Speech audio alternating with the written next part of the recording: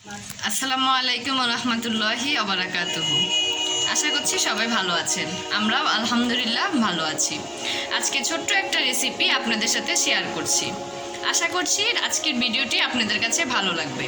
যদি ভিডিওটি ভালো লাগে তাহলে চ্যানেলটি সাবস্ক্রাইব করবেন, পাশে থাকা বেল আইকনে প্রেস করবেন। এতে করে আমি যখন নিত্য নতুন ভিডিও আপলোড দিব সঙ্গে সঙ্গে নোটিফিকেশন আপনারা পেয়ে যাবেন।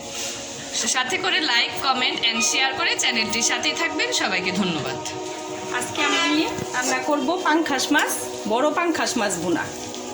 তো আগে আমি কি করেছি, পাঙ্খাস মাছের থেকে একটু গন্ধ আসে, অনেকে এই গন্ধটা নিতে পারে না। এই জন্য আমি পাঙ্খাস মাছটাকে কি করেছি, আগে ওই লবণ দিয়ে লেবু দিয়ে কিছুক্ষণ মেরিনেট করে রেখেছি। তারপর 5 মিনিটের পরে মেরিনেট করার পরে আমি লবণ দিয়ে মাছটাকে ভালোভাবে ধুয়ে পরিষ্কার করে নিয়েছি অফ ক্যামেরা। এখন আমি অফ ক্যামেরায় এই যে পরিমাণ মতো তেল, পরিমাণ মতো পেঁয়াজ আগে ভেজে নিয়েছি। এখন আমি এখানে মশলা অ্যাড করব।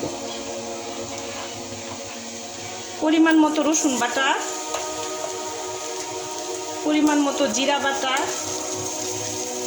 পরিমাণ মতো মরিচের গুঁড়া, পরিমাণ মতো হলুদের গুঁড়া, পরিমাণ মতো ধনিয়ার গুঁড়া,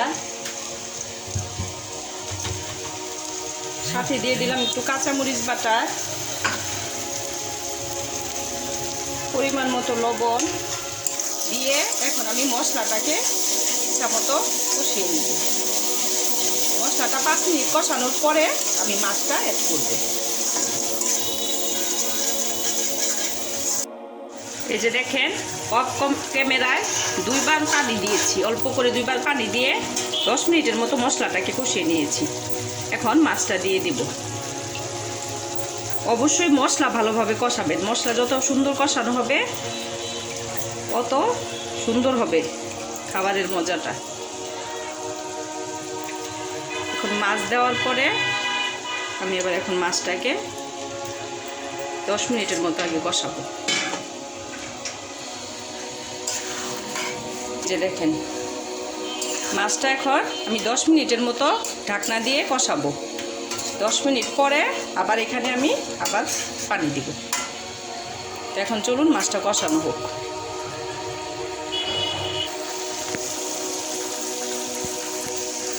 এই যে দেখেন, আমি কড়াইটা ধরেই মাছটা একটু নাড়াচাড়া দিয়ে দিলাম। এই যে কষানোটা হচ্ছে। এখানে এখন আমি আরেকটু পানি এড করব। পানি দেওয়ার পরে আরও 5 মিনিট কষাবো। 5 মিনিট কষানোর পরে এখানে আমি কাঁচা টমেটো অ্যাড করব একটু। এই যে এখন আরও 5 মিনিট কষানো হোক, ঢাকনা দিয়ে দিলাম।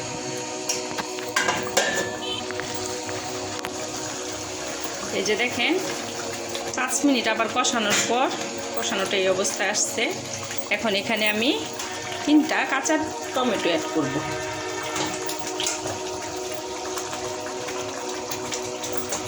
দিয়ে দিলাম কাঁচা টমেটো।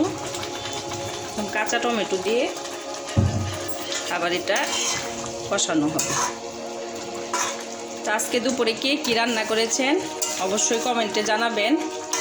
আমি যেটা রান্না করলাম সেটা তো আপনাদের সাথে শেয়ার করলাম। এখন টমেটো দেওয়ার পরে আরেকটু লবণ দিয়ে দিলাম। তো এখন আবার 5 মিনিট কষবে এটা।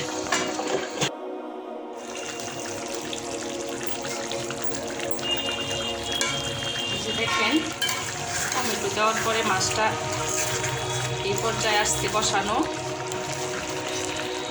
এখন আমি পানি অ্যাড করব। অল্প করে পানি দিয়ে দিলাম। তারপরে নামানোর আগে কাঁচামরিচ, ধনিয়া পাতা দিয়ে নামাবো।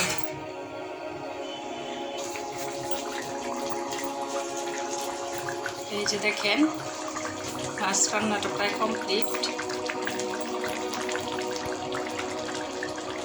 এখন দিয়ে দিব ধনিয়া পাতা,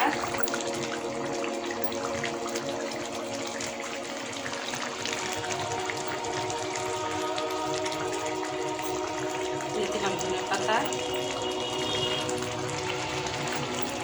তারপরে দেবো কাঁচামরিচ। কাঁচামরিচের মুখগুলো আমি একটু ভেঙে দিয়েছি।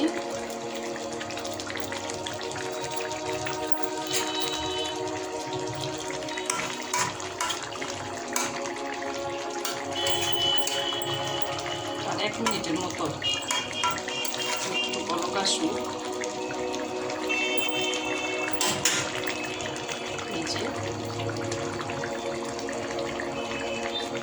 তারপরে চুলাটা এখন একদম লোতে দিয়ে দিব, করে তেল ওঠা পর্যন্ত, তারপর পরিবেশন করব।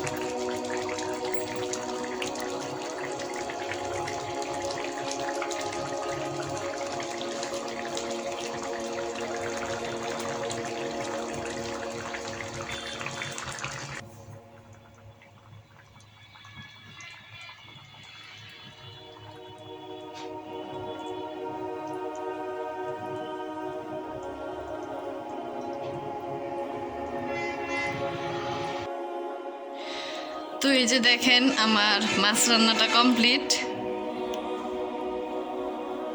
কেমন হয়েছে সবাই অবশ্যই কমেন্টস করে জানাবেন। আজকের মতন এখানে বিদায় নিচ্ছি। সবাই দোয়া করবেন, ভালো থাকবেন। আসসালামু আলাইকুম ওয়া রাহমাতুল্লাহি ওয়া বারাকাতুহু।